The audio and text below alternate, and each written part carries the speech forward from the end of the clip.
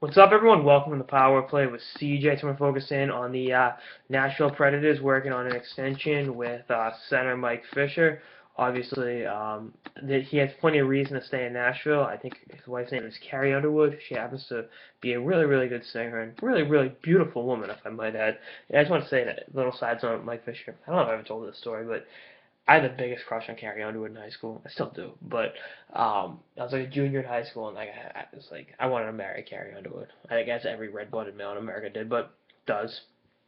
So my mother was like, "Hey, you hit Carrie Underwood's dating some hockey player?" And I was like, "Don't go there with me."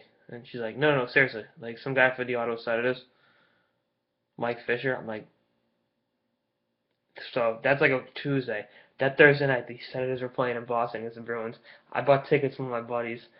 Of course, we bought the nosebleed seats because that's all we could afford in high school. We snuck down to the really, really good seats. I just stood up on a chair and yelled at Fisher the whole game. I got him to shake his head at me, which was awesome. But back to the case in point, Fisher's having a pretty good year for Nashville. Missed part of the season with an Achilles injury, but he's got 28 points in 36 games. Really playing some productive hockey for the Preds.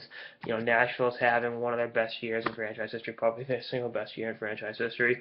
And I just think that to keep this guy in the fold would be pretty, an important move. He's 34 years old. Someone said he's thinking about retiring, which would be kind of weird. He's got some good hockey left in him. I know Carrie Underwood's pregnant. Congratulations to Carrie and Mike on that, by the way.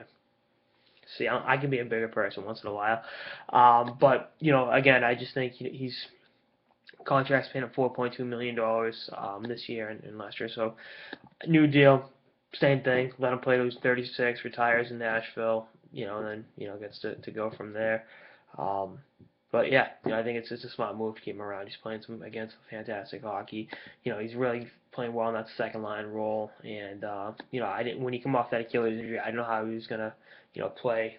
It's always a really big injury, to come back from with your skating and all that. But he's been great. The team has been phenomenal.